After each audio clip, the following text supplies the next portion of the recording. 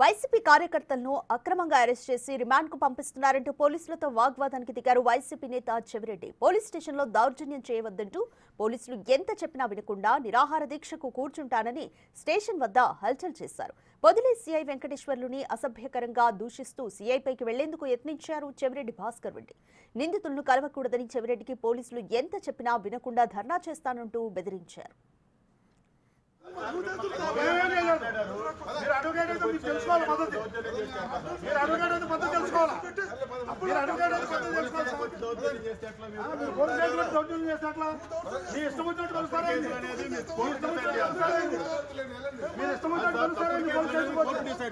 మీరు కంట్రోల్ చేసుకోండి, ఏం కాదు.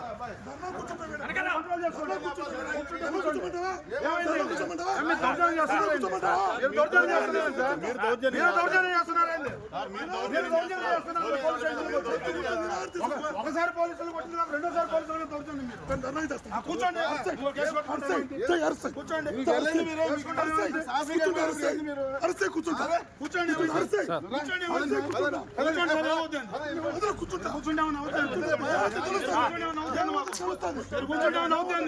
మీరు పోలీస్ స్టేషన్ లో రౌడీ పోలీస్ స్టేషన్ లో రౌడీ